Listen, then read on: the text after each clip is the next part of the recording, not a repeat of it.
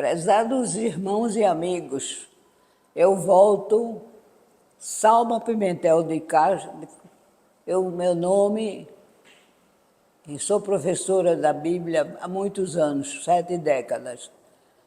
E eu estou estudando Apocalipse, o livro de Apocalipse. E Deus me deu o privilégio de escrever o livro também, significando cada versículo, para que vocês possam entender, traduzindo por ele todos os versículos, que realmente na Bíblia é muito difícil a leitura inicial. Se for ler na Bíblia, às vezes não entende. É uma linguagem simbólica, uma coisa difícil. Então, agora nós vamos ler do versículo 6 ao 10, do capítulo 13. Vou começar lendo na Bíblia. E abriu a boca em blasfêmia contra Deus, para blasfemar do seu nome e do seu tabernáculo e dos que habitam no céu. E foi-lhe permitido fazer guerra aos santos e vencê-los. E deu-se-lhe poder sobre toda a tribo, língua e nação. E adoraram-na todos os que habitam sobre a terra, cujos nomes não estão escritos no livro da vida do Cordeiro, que foi morto desde a fundação do mundo. Se alguém tem ouvidos, ouça. Se alguém leva em cativeiro irá. Se alguém matar a espada, necessário é que a espada seja morto. Aqui está a paciência e a fé dos santos. Aqui termina essa parte que hoje vamos estudar no livro. Os versículos 6 em diante. O versículo 6 traz problemas de interpretação. Podemos interpretar de dois modos. Pode ser tomado num sentido geral o Império Romano com seu culto ao imperador. Blasfema contra Deus e contra a sua morada, com seus santos e seus anjos. Eles não adoram a Deus. Pode entender isso mais ou menos. A palavra tabernáculo em grego é skene, que significa tenda. Tabernáculo ou morada, e ela sempre recorda aos judeus a palavra Shekinah, que é relacionada à glória de Deus. Pode ser, então, que João compare os atos do Império Romano e o culto ao imperador a um insulto à glória de Deus Todo-Poderoso. Pode-se tomar a passagem num sentido mais restrito. A besta é o Império Romano. E para João, ele era ofensivo a Deus de todas as formas. O imperador Calígula, epilético, louco, não acreditava ele acreditava em sua própria divindade. E por isso não excetuou os judeus de tudo o que os outros imperadores haviam permitido, porque eles sabiam que não era possível arrancá-los do culto a Deus que a eles amavam tanto. Os judeus também não eram obrigados a render culto a César. Eram liberados do serviço militar e tinham liberdade, para obedecer às suas leis sobre a comida e o sábado.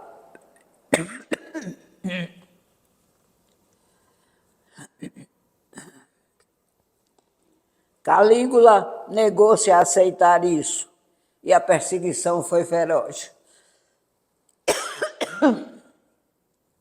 Ele chegou ao cúmulo de ordenar que a sua imagem fosse colocada no tabernáculo do templo em Jerusalém. A reação dos judeus não é difícil de adivinhar, porém Calígula morreu antes de conseguir o seu projeto, o que evitou uma das guerras mais sangrentas e terríveis da história. Deus sempre vela e defende o seu povo. Não seria difícil que João citasse como uma simbologia paralela o episódio, quando falou dos insultos proferidos pela besta contra o tabernáculo. Foi-lhe permitido fazer guerra aos santos. A principal meta da besta é desviar as pessoas de Cristo. E para isso ela usa de todo o seu poder. E os vence, porque os persegue, os martiriza e os mata. Isso não significa que consegue desviá-los da lealdade a Cristo. Eles morrem e pela morte obtêm a vitória, porque são glorificados nos céus. João vê diante do trono de Deus os vencedores da besta e da sua imagem. E o sangue de Cristo e a palavra do testemunho que deram tornou-os vencedores. Morreram, mas não adoraram a besta e o dragão. E deu-se-lhe, versículo 7, deu-se-lhe poder sobre toda tribo, língua e nação. A besta, com permissão dada pela soberania do propósito divino, exerce autoridade no mundo todo. Isso demonstra que João está se referindo a um poder futuro, porque não pode estar se referindo ao século I depois de Cristo. As perseguições de Nero e de outros governantes estavam restritas a Roma. E o que João vê e descreve é algo maior para um tempo no qual um governo anticristão receberá e exercerá, por permissão de Deus e para cumprimento do seu plano, o poder para exercer soberania e domínio sobre a terra. Vemos aqui agora o 8, que tem também problema de interpretação dessa frase. Do Cordeiro que foi morto desde a fundação do mundo. A versão grega oferece duas possibilidades. Primeira, aqueles cujos nomes estão escritos desde o princípio do mundo no livro da vida do Cordeiro que foi imolado. Essa tradução é paralela ao texto de Apocalipse 17, versículo 8.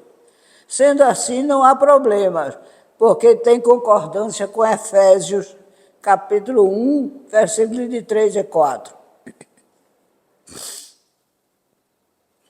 O sentido que seria que Deus elegeu os seus desde o princípio dos tempos. E nada, nem vida e nem morte, nem tempo ou a eternidade poderão fazer para nos tirar das suas mãos fortes e poderosas. A besta e o diabo jamais conseguirão. Segundo, aqueles cujos nomes estavam escritos no livro da vida do Cordeiro, que foi imolado desde o princípio do mundo. Esse é o versículo. Essa versão refere-se especialmente a Jesus, como Cordeiro morto. Poderemos ler em 1 Pedro, capítulo 1, versículo 19 a 20, exatamente isso, que o sacrifício de Cristo foi ordenado antes do começo do mundo. Nas duas traduções, encontramos duas verdades de grande importância. Deus conhece seus filhos desde o princípio de tudo, e ninguém poderá separar-nos dele. B, o amor de Deus é redentor e mais antigo que o seu poder criador. Quando ele criou todas as coisas, ele já nos amava em Cristo Jesus, que se sacrificaria por esse amor, para a nossa redenção e salvação.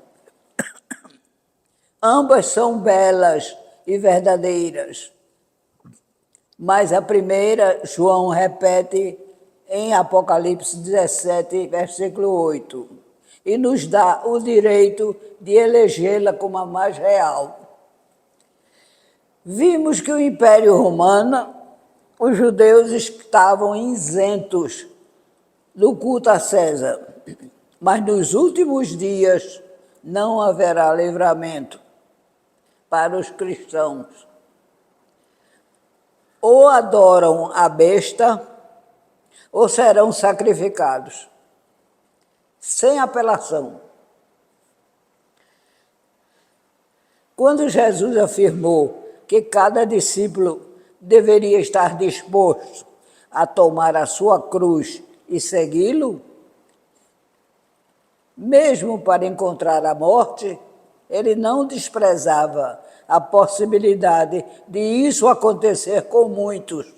Era uma advertência profética. O fim desse período, com o versículo 10, é de grande importância. Aqueles que fizerem algo com os cristãos sofrerão igual castigo. Parece que prevalece a lei, olho por olho, dente por dente. A frase é: se alguém leva ao cativeiro, para o cativeiro vai. Se alguém matar a espada, pela espada morrerá. Essa é uma das interpretações de estudiosos da palavra. Outra interpretação é que ninguém pode fugir ao seu destino. Se tem que ser preso, será. Se tem que morrer pela espada morrerá. Nesse caso, a perseguição da besta é decretada por Deus e não adianta resistir. Ambas estão certas, porque Deus retribui. O castigo para o mal virá de acordo com o seu crime. E no fim, Deus será o que dará a última palavra. A fidelidade e a perseverança dos santos, outro versículo. Vale a pena ser perseverante para esperar a justiça divina. Para os que perseguirem cruelmente o seu povo e ter fé inabalável de que Deus se manifestará e que não será nem perdedor, nem omisso. Ele tem tudo nas mãos, inclusive o tempo para agir.